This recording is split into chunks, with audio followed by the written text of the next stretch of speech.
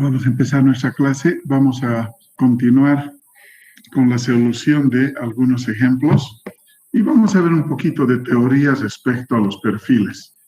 Estamos viendo ahora, hemos dicho, perfiles que son simétricos, es decir, que se van a distribuir equitativamente y el centroide va a coincidir con el punto medio de estos perfiles. Pero también hay casos donde no coincide con el punto medio de los perfiles. Entonces, empezamos resolviendo este ejemplo que tengo preparado para ustedes, pero para ello vamos a compartir la pantalla.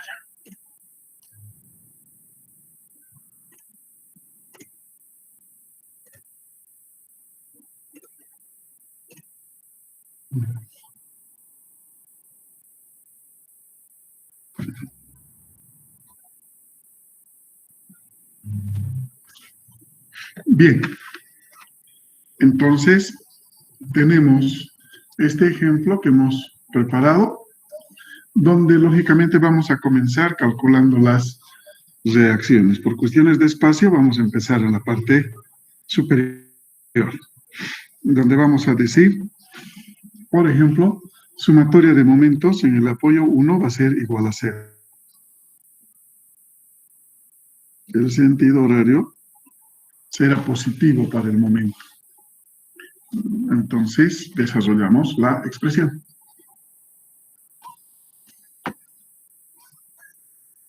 Tenemos 4 por 2.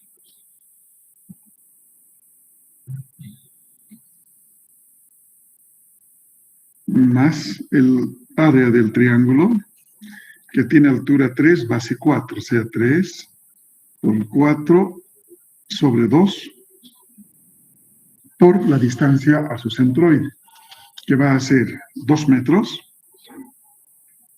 más,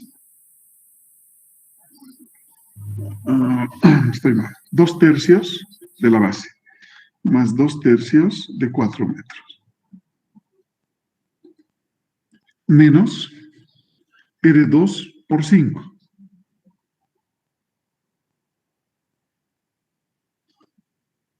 Más 2 por 7.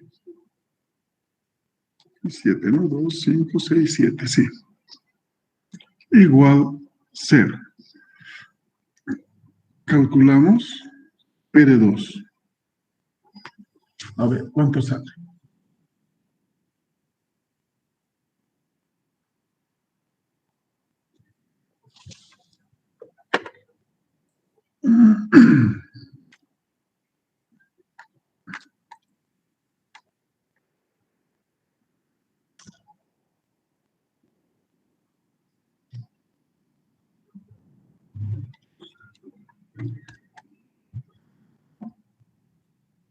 $10 kilonewtons.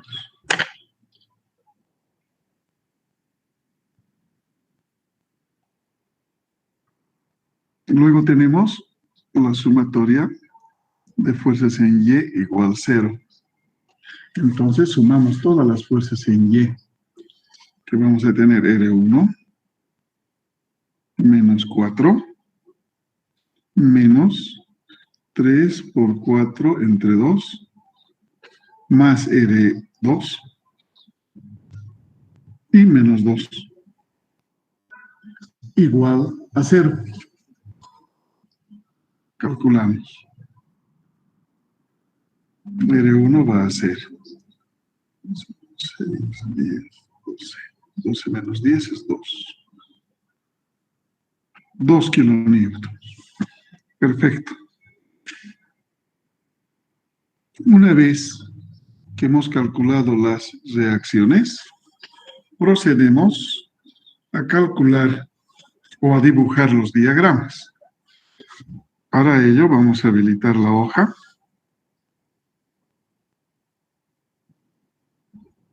Acá. Para el diagrama de fuerza cortante.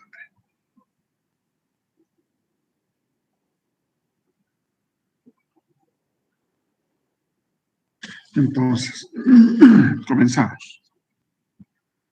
Tenemos R1 que vale 2 kilonewtons.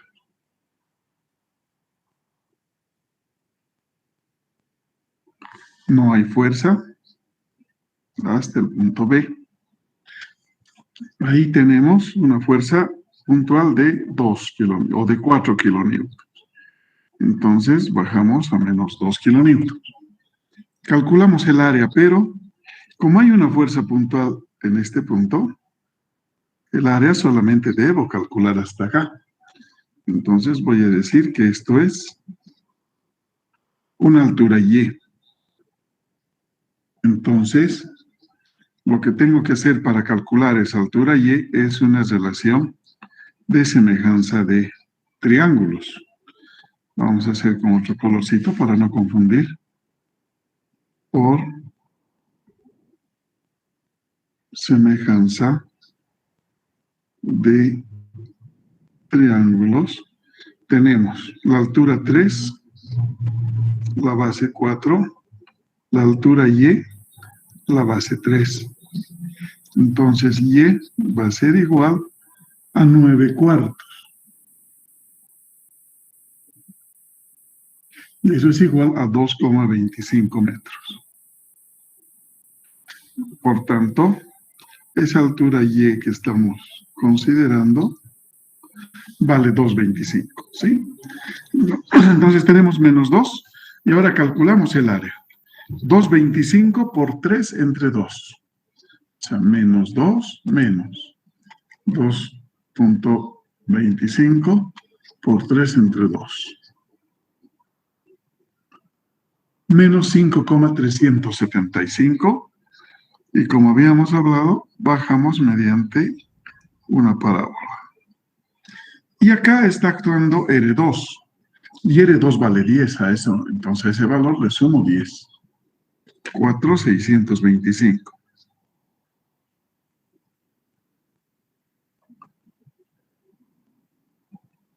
¿Sí? Entonces tenemos menos 5,375 y subimos hasta 4,625. Y nuevamente restamos esta área, o sea, el área de un trapecio, que puedo dividir en un rectángulo y un triángulo. La altura del trapecio, o sea, del rectángulo va a ser los 2,25, entonces digo menos 2,25 por 1. Y a estos restamos el triángulo, que si restamos de 3, 2,25 tendría 0,75. 0,75 por 1 entre 2. ¿Sí? Entonces bajamos hasta 2. Aquí tengo 2. Como no hay fuerza en ese tramo, viene constante. Y lógicamente en el último punto tengo una fuerza de 2 hacia abajo. Por tanto, este es mi diagrama de fuerza cortante para el problema que estamos considerando. ¿Sí? Perfecto. Para los momentos,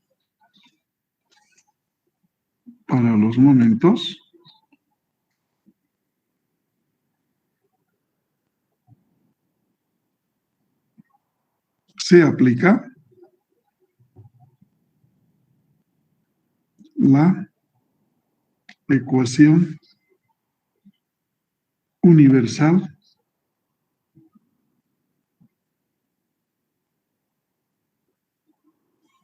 de momentos, que también se conoce como ecuación de singularidad o ecuación de singularidad. ¿Cómo hacemos eso? Ya hemos explicado y hemos hecho muchos ejemplos. Se secciona en el último tramo de la viga y se dibuja el diagrama de cuerpo libre para esa sección. Entonces, vamos a hacer eso. Digamos aquí que esta sea nuestra viga, donde vamos a anotar R1,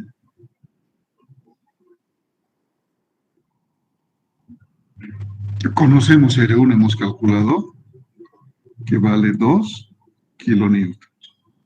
Luego tenemos una fuerza puntual de 4 kilonewtons. Luego tenemos una variación lineal uniforme. Por ejemplo, hasta aquí, donde la altura de esto son 3 kilonewtons sobre metro. Acá tenemos R2,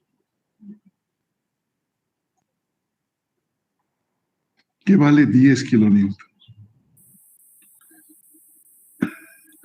Pero como no llegamos con ese incremento de fuerza, al otro lado pondré esto, perdón.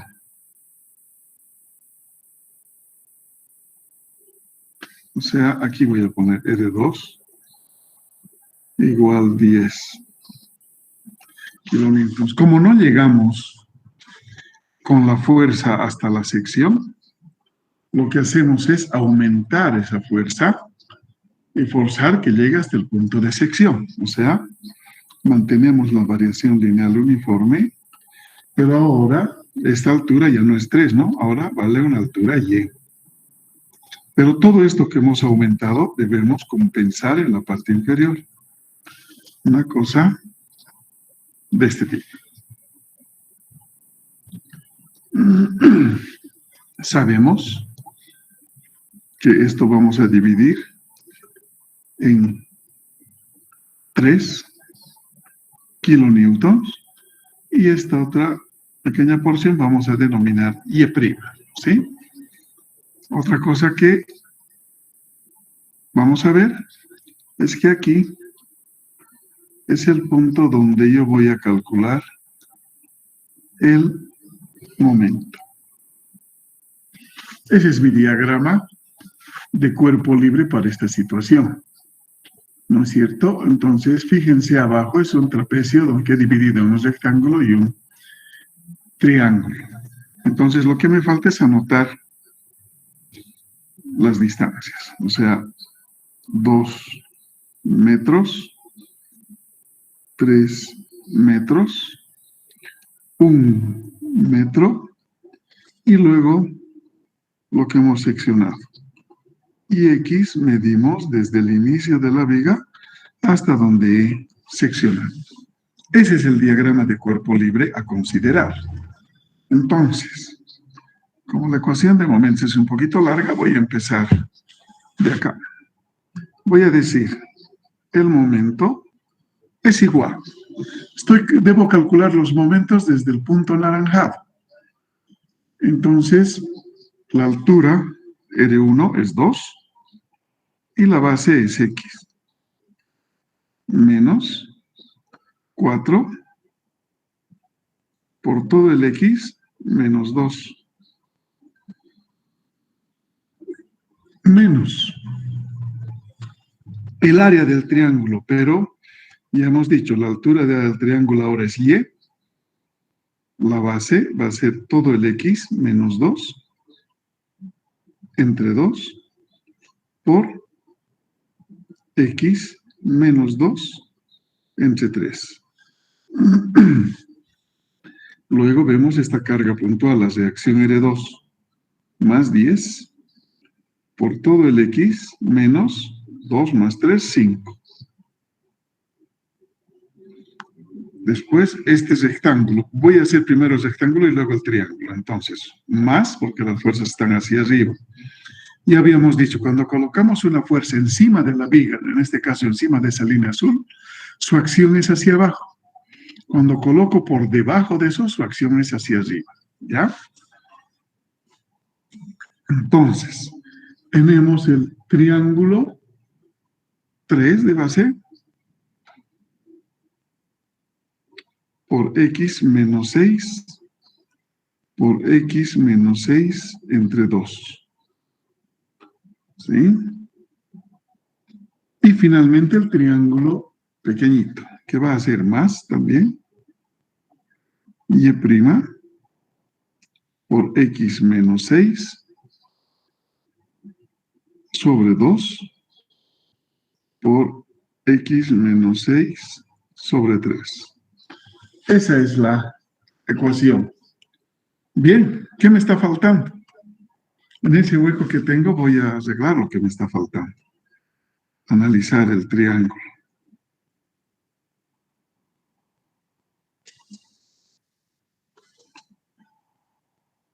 O sea,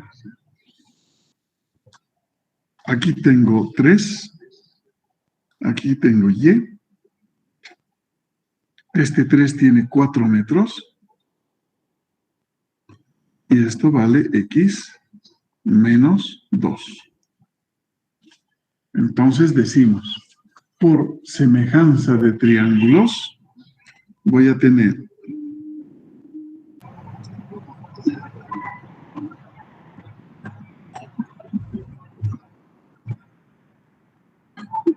que 3 sobre 4 va a ser igual a y sobre x menos 2.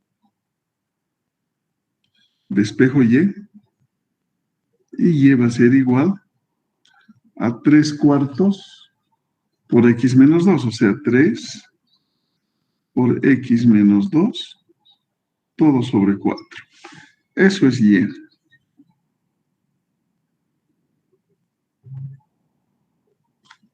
Ahora, ¿cómo hago y'?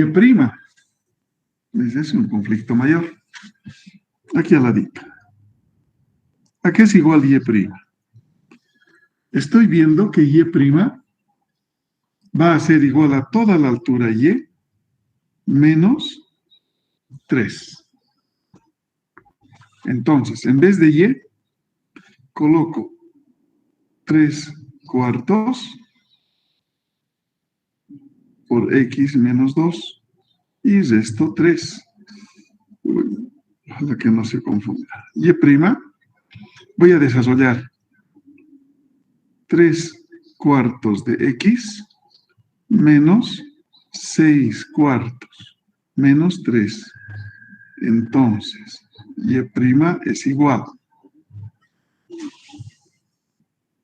6 por 3 es 18. 18 cuartos, ¿no? Sí. Y si factorizamos 3 cuartos de nuevo, voy a tener 3 cuartos por x menos 6. Eso es y'. Por factor espacio no estoy desarrollando bien, van a disculpar. ¿Sí? Pensé que iba a estar más ordenadito. Pero aquí al lado puedo explicarles bien lo que he hecho. Os he puesto 3 cuartos x menos 6 cuartos menos 3. ¿De dónde sale 6 cuartos? De multiplicar este 3 del numerador por 2, ¿no ve? 3 por 2, 6. Y el 4 del denominador va. Entonces esto va a ser 3 cuartos x menos 3 enteros, ¿cuánto sería? Si dividimos entre 4 sería 12 cuartos, ¿no ve? Eso es 3 enteros. 12 más 6 es 18. Y dejamos aquí 4. 18 cuartos. Bien. Si yo factorizo ahora de aquí 3 cuartos, ¿qué me queda? El x menos, estoy sacando 3 cuartos, 6 por, o sea, aquí arriba el 18 va a ser 3 por 6, ¿no?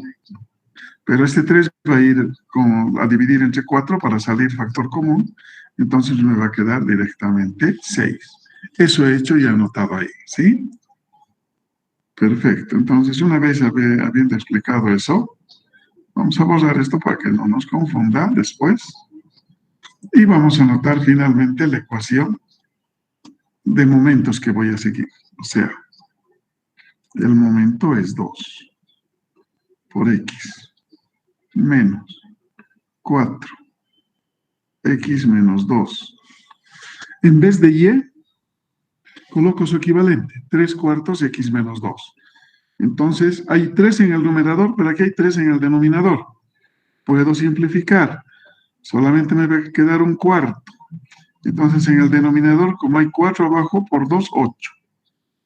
Jalo esta línea y esto es 8. ¿Cuántos triángulos de x menos 2 hay? Uno, el que está con azul, que reemplaza y. 2, 3. Entonces voy a tener x menos 2 al cubo. Más 10 x menos 5.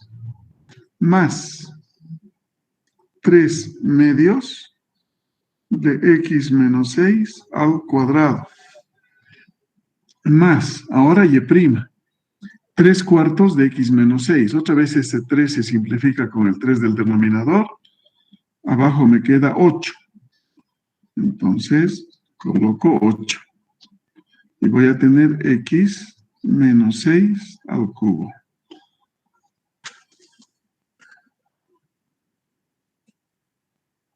Esa es la ecuación universal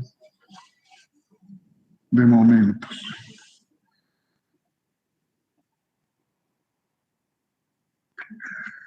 Bien. Entonces, esta ecuación voy a trasladar a la otra hoja para continuar. Me lo he usado el espacio del momento del diagrama de momentos. A ver, vamos a tratar de dibujar aquí en el espacio chiquitito.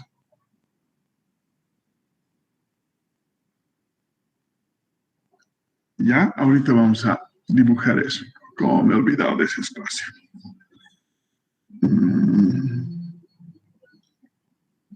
A ver, vamos a borrar esto que hemos hecho para respetar el espacio y vamos a volver a hacer. Vamos a volver a explicar esa partecita porque está medio feo. Vamos a acomodar mejor.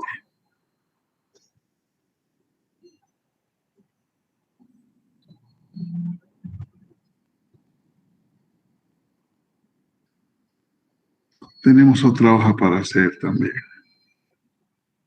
Bien, entonces, arreglamos primero esta ecuación, que es con el desarrollo que les he explicado, ¿no? O sea, vamos a poner 3 cuartos x menos 18 cuartos. Ahí voy a decir que y' es igual a 3 cuartos, factorizando y quedamos x menos 6. Eso es ahora y'. Perfecto. Ahí hemos ordenado más bonito. Ahora voy a generar la ecuación de momentos desde donde puedo, desde aquí. No, más abajo, más abajo.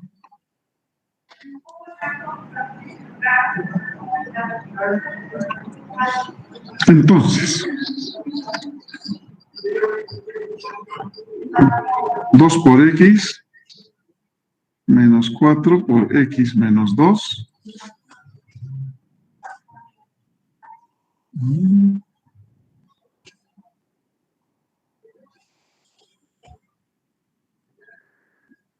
Menos y por x menos 2, este es el área, entre 2, por x menos 2 entre 3, ¿no es cierto? Un tercio de la base.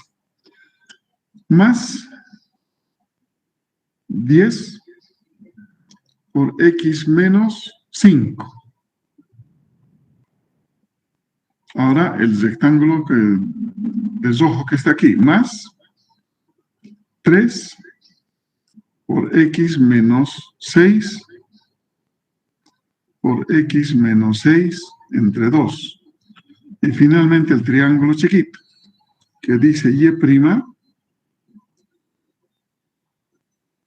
x menos 6 sobre 2 por x menos 6 sobre 3. ¿Sí? Esa es la ecuación universal de momentos. Vámonos atrás entonces con esto y vamos a reducir esta ecuación, como hemos hecho hace rato. O sea, vamos a poner el momento es igual a 2 por x menos 4 por x menos 2. Menos. Fíjense aquí. Como les dije, hay un 3 con lo que está con azul. Hay un 3 en el numerador y un 3 en el denominador. Puedo simplificar. Y me va a quedar x menos 2 al cubo sobre 8.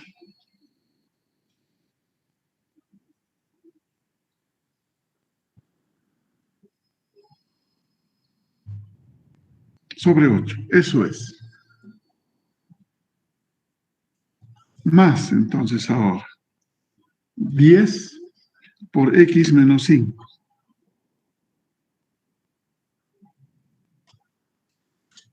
Más, ahora otra vez, estamos en el rectángulo. 3 medios de x menos 6 al cuadrado. 3 medios de x menos 6 al cuadrado. Y finalmente el triángulo chiquitito que decía y' x menos 6. Tengo x menos 6, lo que está con verde, 1, 2, 3, x menos 6 al cubo. Ese 3 simplifico con este y me queda sobre 8. O sea, x menos 6 al cubo sobre 8. Eso es. Entonces, sobre esta base, vamos a decir los límites. Si x es igual a 0, entonces voy a hablar del momento en A.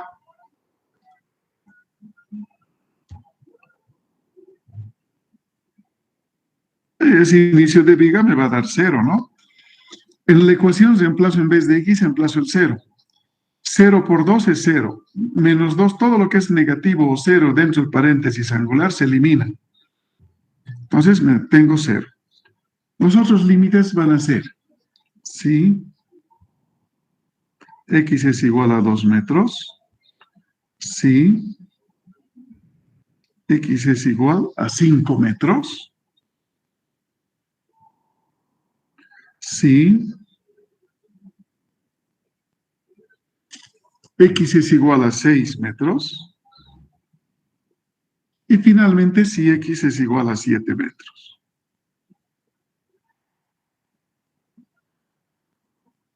Esos son los límites, veamos en la figura. Tenemos 0, 2, 5, 6 y 7. ¿No?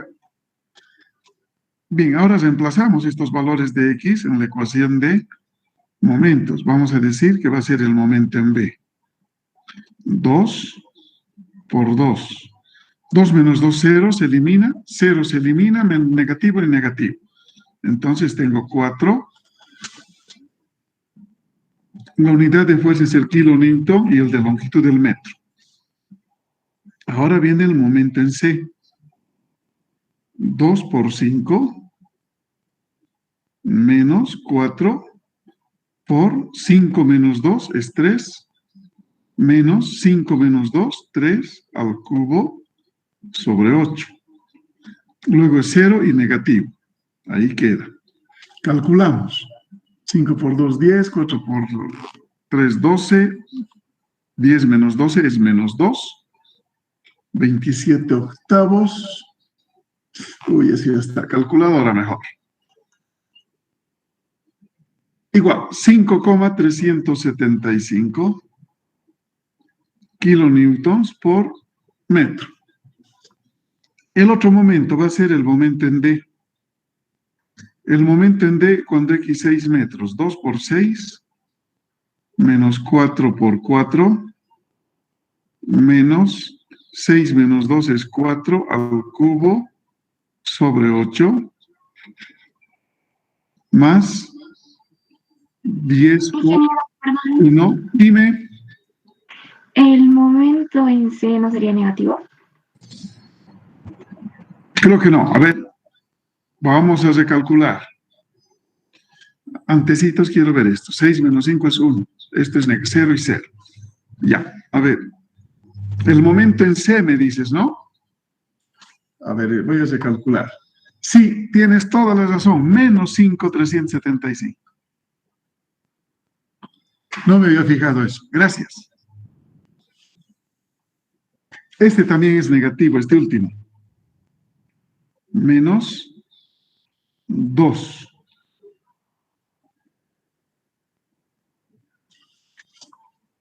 Y el último momento, que va a ser el momento en E.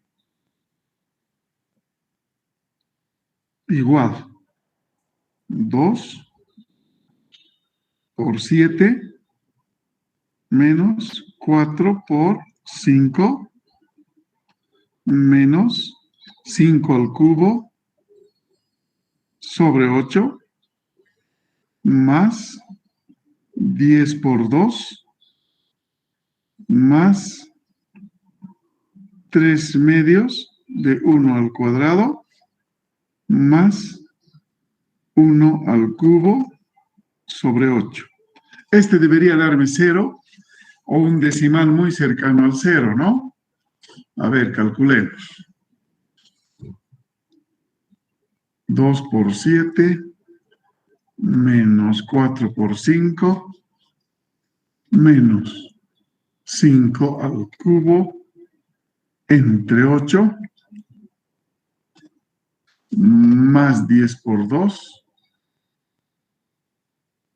más 3 por 1 al cuadrado entre 2 y más 1/8. 1 al cubo es 1 nomás, ¿no? Cabalito sale 0, no hay que redondear nada. Bien, estos valores voy a utilizar para dibujar mi diagrama de momentos. A ver, dibujemos. Creo que esta línea está muy arriba, pero azul, este grueso.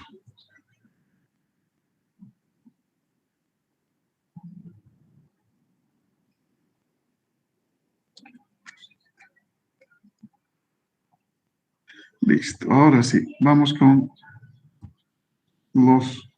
el diagrama. De 0 a 4, aquí. 4. Ahora, como parábola, vamos a dibujar hasta menos 5,375. Digamos hasta aquí. Bajamos y menos 5,375. Luego tenemos un trecho más como parábola, ¿no? Y eso bajamos hasta 2.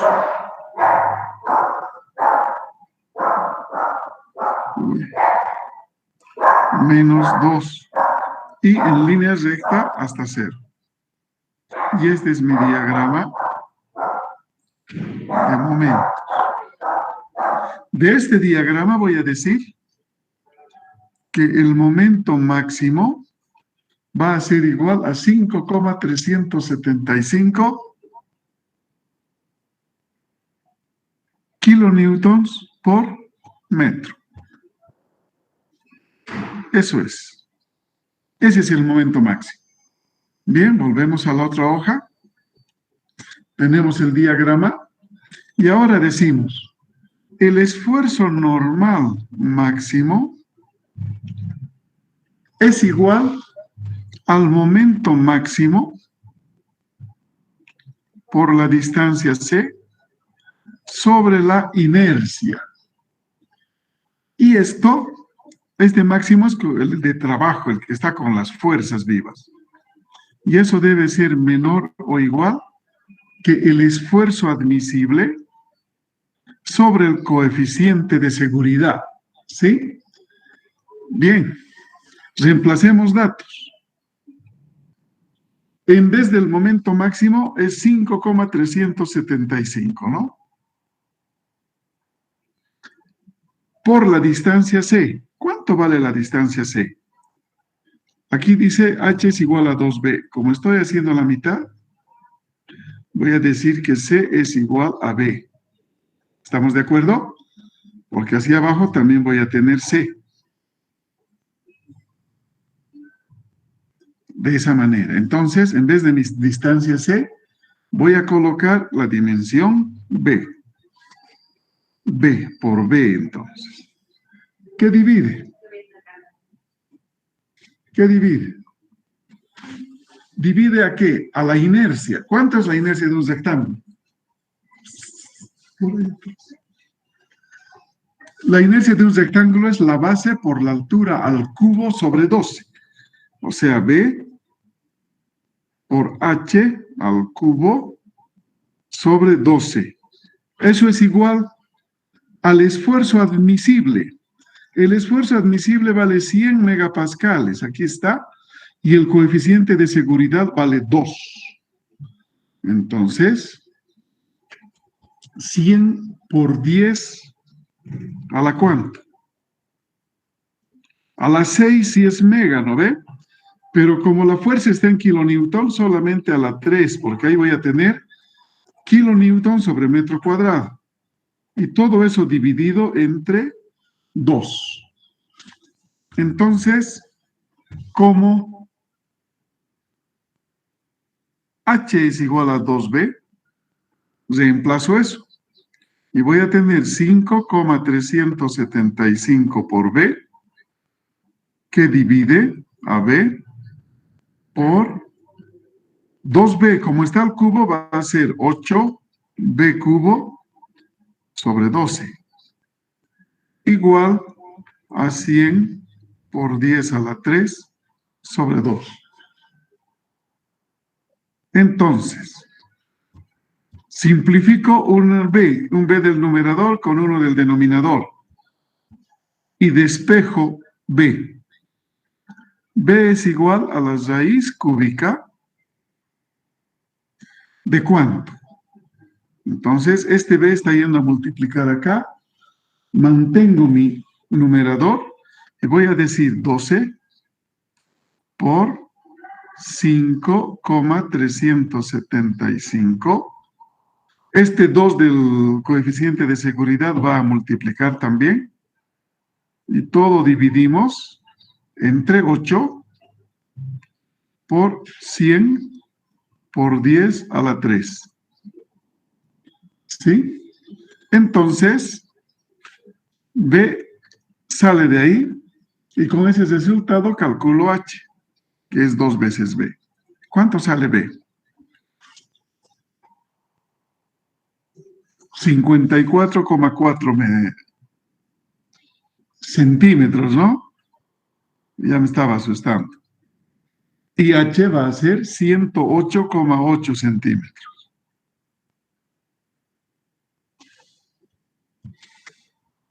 Esa es la respuesta, muchachos.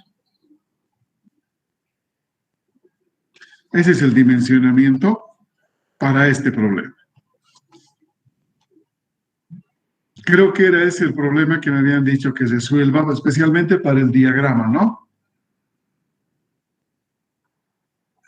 Con eso creo que está explicado cómo se hace la parte de un triángulo de ese tipo.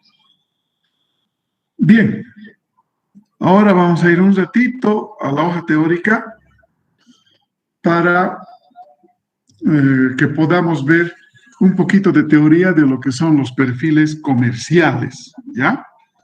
Entonces, voy a salir de aquí y vamos a ir a compartir ya también de la otra máquina, que es donde tengo la teoría, que es más fácil en esa.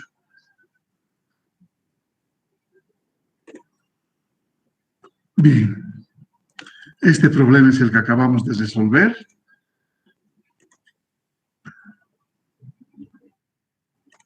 Y ahora vemos la teoría de perfiles comerciales. Explicamos. Dice, en una viga de sección rectangular o circular, las fibras situadas en la proximidad del eje neutro están sometidas a un esfuerzo muy pequeño. A veces hemos dicho que llega a 0, ¿no es cierto? Que el esfuerzo en el eje neutro es 0. Pero muy pequeño comparado con el esfuerzo en la parte superior o en la inferior. El hecho de que una gran parte de la sección está poco aprovechada las hace poco apropiadas para trabajar a flexión. O sea, Como el diagrama que vamos a explicar ahorita dibujando, el diagrama de esfuerzos normales con extremos, es decir, en la parte superior y en la inferior, como está nuestra figura B. Pero como no pueden estar sueltos esos dos elementos así, es que se llega a unir esos dos elementos con otro elemento. Entonces, así se forma un perfil I. Este perfil I, donde a la parte superior vamos a llamar ala, va a estar unido por un rectángulo que vamos a conocer con el nombre de alma. Pero no solamente vamos a tener esta forma, vamos a depender mucho del aspecto geométrico de lo que tenemos o necesitamos para construir. Entonces, este perfil I también es un perfil simétrico, porque su centroide se encuentra en el punto medio, tanto respecto del eje X como del eje Y. Lo propio que el perfil que tenemos al lado con la figura D como perfil W. ¿Dónde tenemos perfiles asimétricos? Cuando consideramos un perfil U o perfil canal, un perfil T, que vamos a ver justamente a continuación. Entonces, volvemos a la hojita de nuestra pizarra digital, porque ahí vamos a poder ya rayar y dibujar los perfiles que quiero explicarles. Entonces, está marcado en la teoría lo que teníamos. Aquí tenemos una hojita en blanco. Perfecto. Hemos empezado la explicación indicando que vamos a considerar un perfil de sección rectangular. O sea, un perfil aproximadamente de esta forma, donde tenemos una base B, una altura H. Entonces tenemos este perfil, que es como estamos acostumbrados a ver las vigas de cemento, ¿no? Cemento arena. Entonces, en esa situación, nosotros vamos a ver lo siguiente. Vamos a ver que si construyo una sola viga, no habría problema con este tipo de perfiles.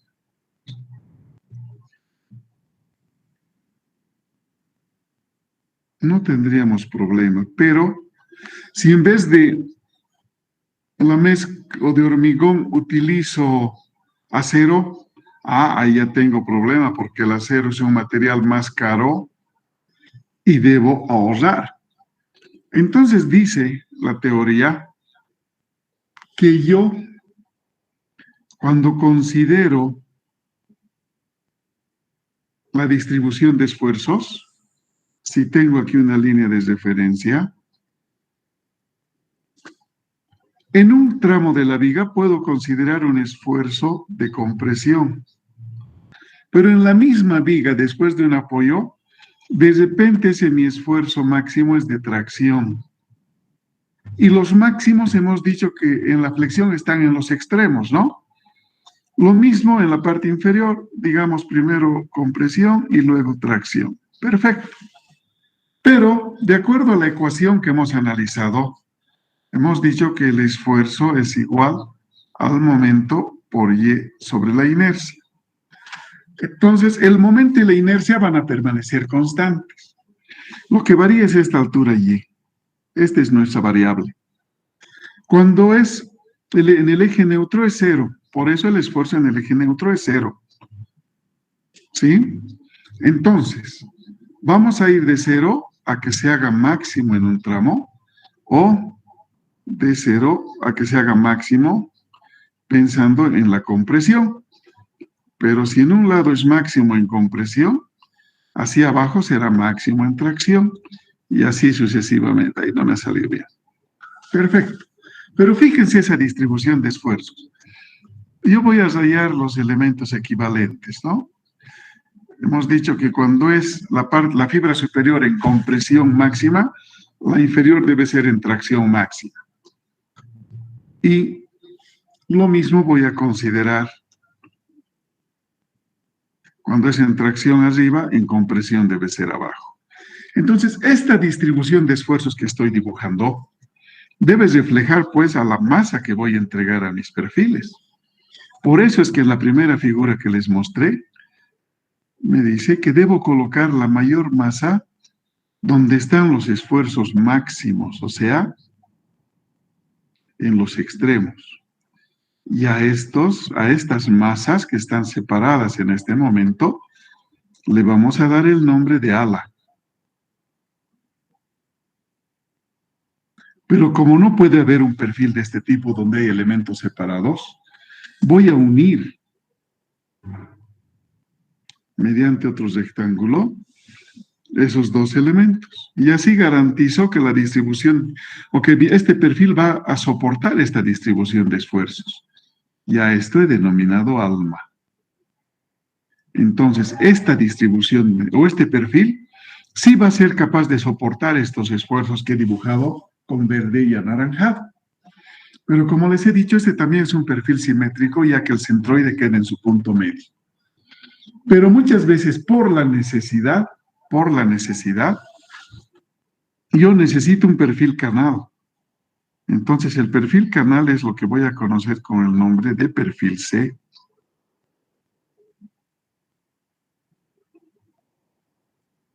Y voy a tener este perfil. Pero este perfil ya va a ser conocido por mí como perfil asimétrico, pero en este caso la asimetría se va a dar respecto del eje Y. Respecto del eje X vamos a seguir en el punto medio.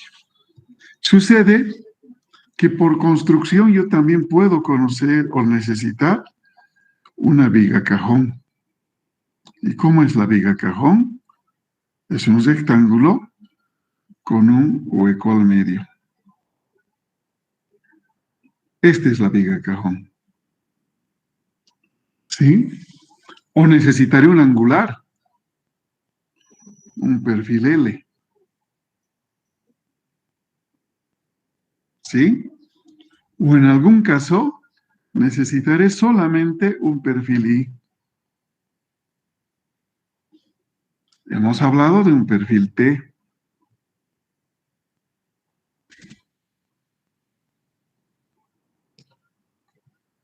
Y un perfil A.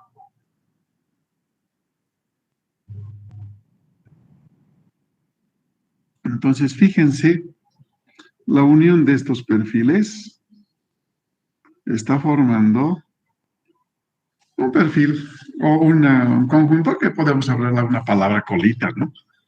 El ingeniero Guido Gómez forma el culito.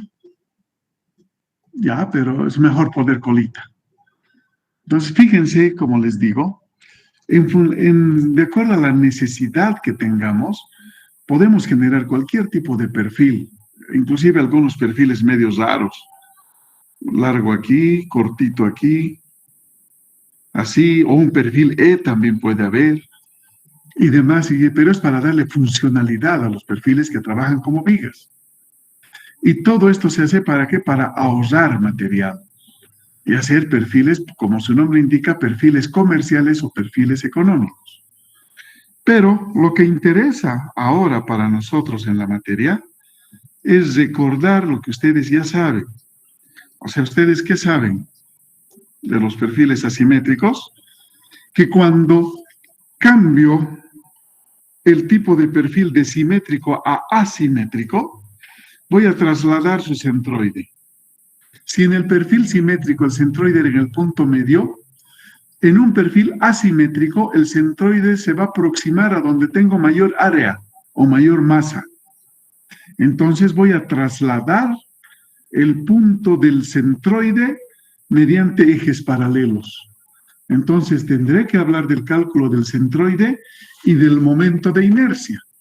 Voy a recordar la fórmula del cálculo del centroide y voy a recordar cómo se calcula la inercia cuando he trasladado el centroide mediante ejes paralelos. Y para eso voy a usar el teorema de Steiner. Entonces, para esto, el más fácil de analizar es el perfil T y de demostrar.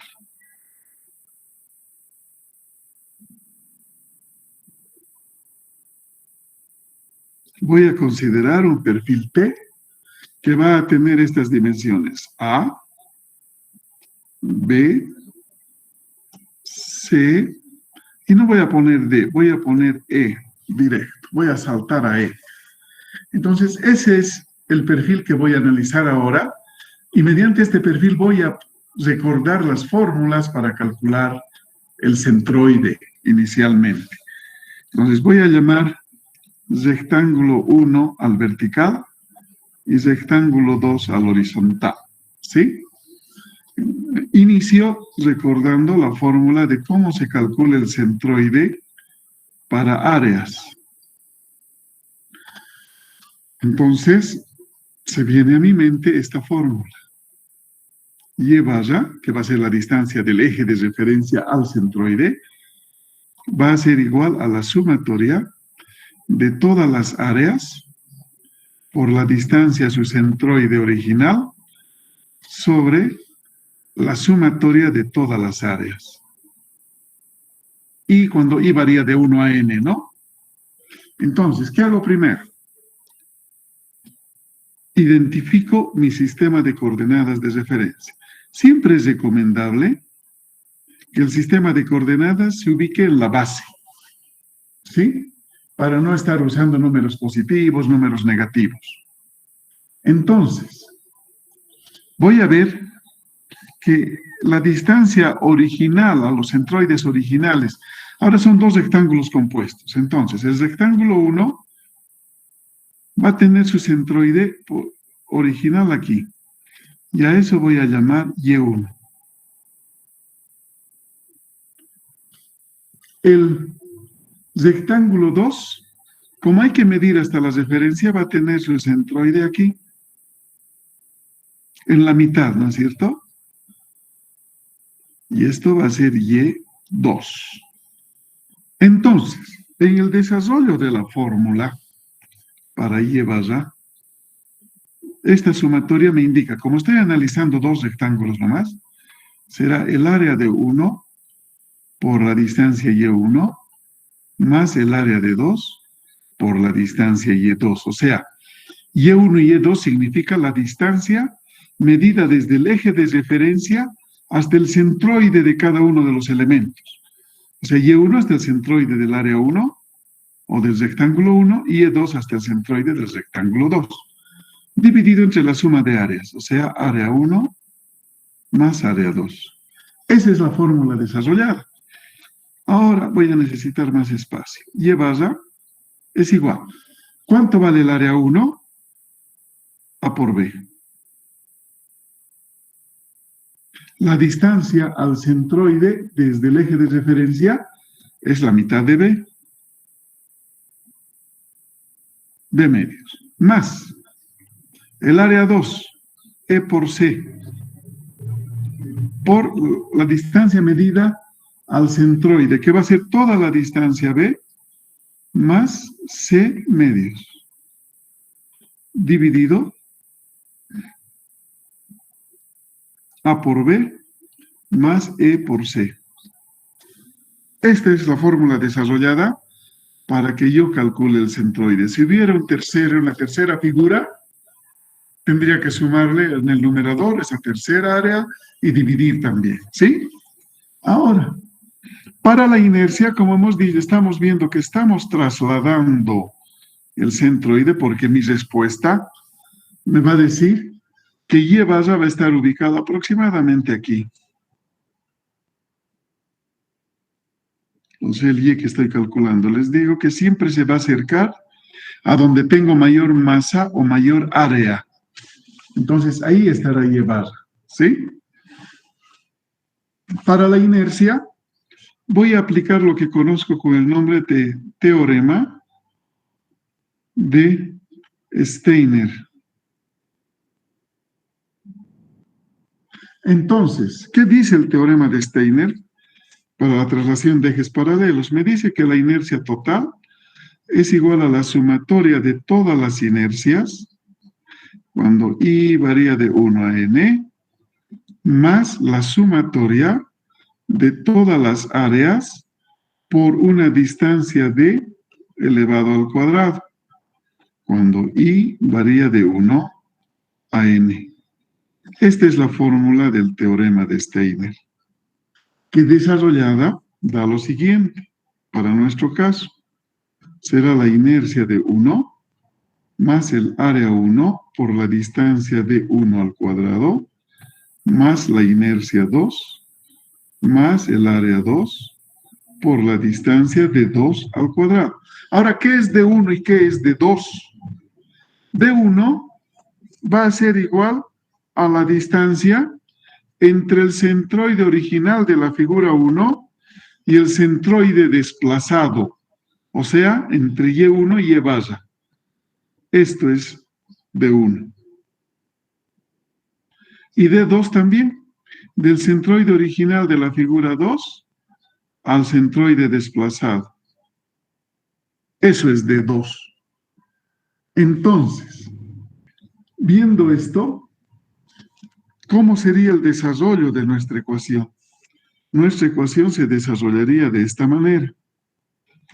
La inercia es base por altura al cubo sobre 12. A por B al cubo sobre 12.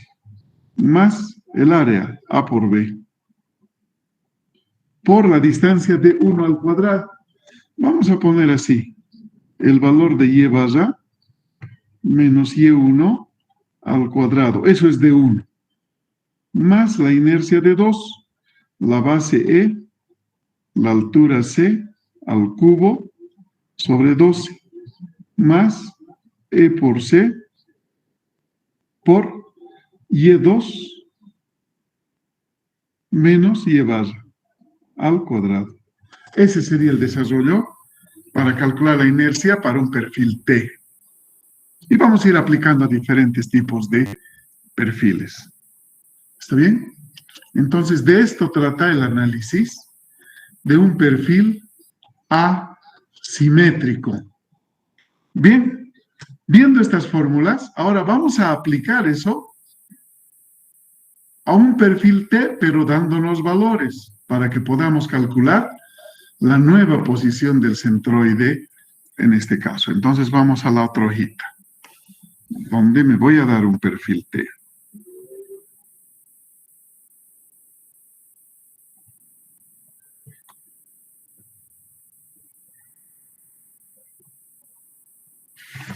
A ver si puedo dibujar bien.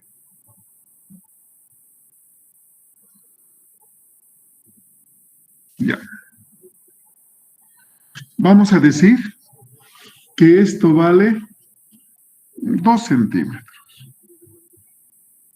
Esta altura que valga 12 centímetros.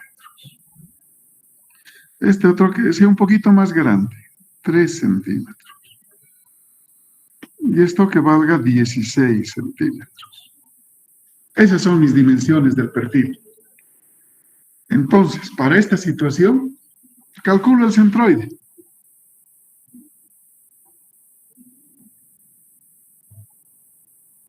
¿Qué me dice el centroide? Y barra igual a la sumatoria de AI, YI, la sumatoria de AI. Eso es.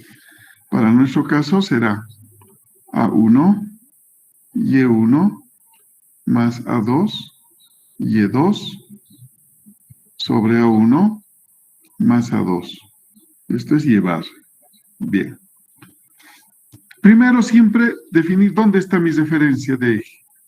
El eje de coordenadas va a pasar por la base, o sea, este es el eje X.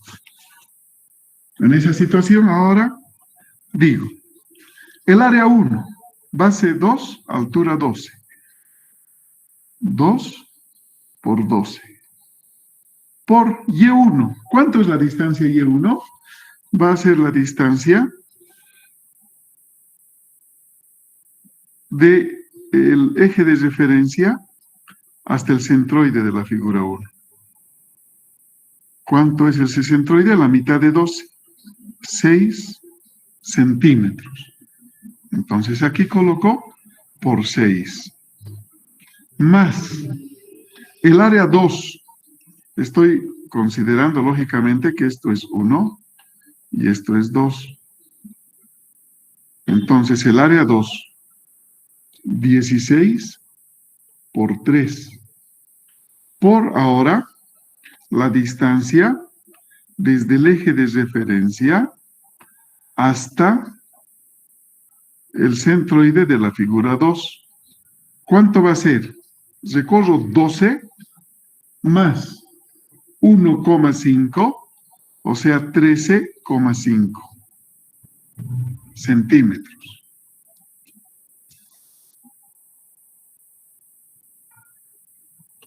Todo dividido entre las áreas.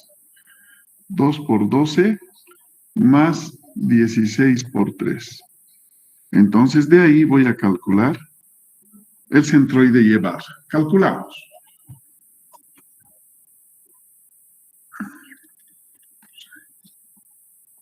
Más 16 por 3, 13,5.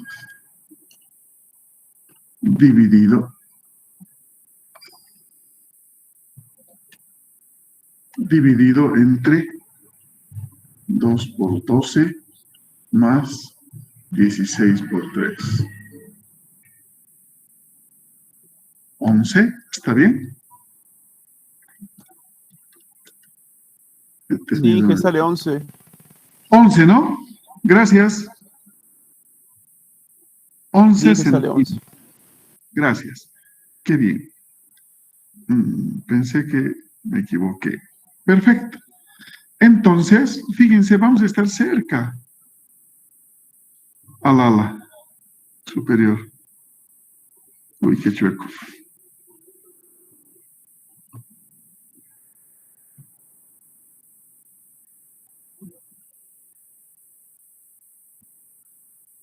Entonces, Y barra igual a 11 centímetros.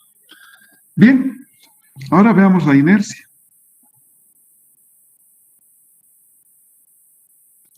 Para la inercia acabamos de decir que es igual a la sumatoria de todas las inercias más la sumatoria de todas las áreas por la distancia d al cuadrado.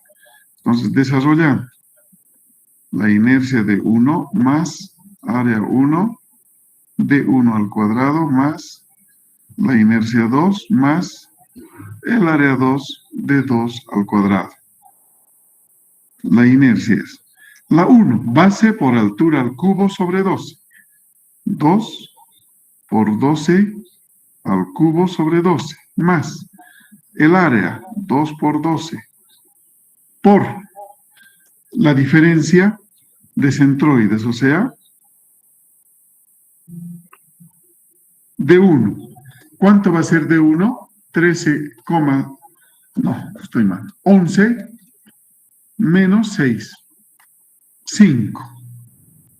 Vamos a poner así para que quede claro.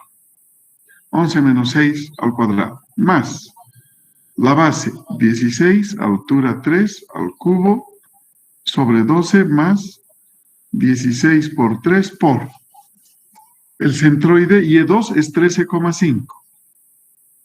Menos el que he calculado, 11 al cuadrado. Entonces la inercia va a ser 2 por 12 al cubo entre 12. 288 más 2 por 12, 11 menos 6 es 5, por 5 al cuadrado, más 16 por 3 al cubo entre 12, más 16 por 3 por, aquí voy a hacer así, 13,5 menos 11 al cuadrado. 1224 me sale, ojalá que sea ese valor.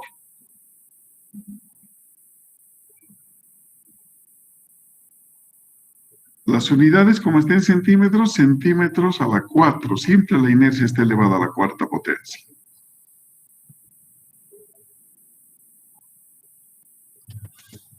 Esas serían las respuestas. La inercia, a verificar su resultado, por favor. A ver, de 2 veces de cálculo. ¿Está bien? Gracias. Inge, tengo una duda. Dime. Hay varios tipos de inercia. Esta es la inercia con respecto al eje X, ¿verdad? Sí. Respecto al eje X. Y después vamos a ampliar esto un poquito respecto al eje Y. Más no vamos a hacer más difícil, ¿no? La inercia siempre viene dada en fórmula, pero como estos son composición, en este caso de rectángulos, tenemos que ir calculando de esta manera, aplicando la fórmula varias veces, ¿sí? Entonces, por eso, esta inercia es inercia para áreas, porque hay inercia para masas también. Pero nosotros en la materia vamos a utilizar la inercia para áreas. Ya en RESIS 2 van a empezar a ver inercia para masas, ¿sí? Bien, muchachos, con esto acabamos la clase de hoy. Nos vemos el día de mañana para hacer problemitas de aplicación de flexión para perfiles asimétricos, ¿sí? Inge, ¿podría mostrar la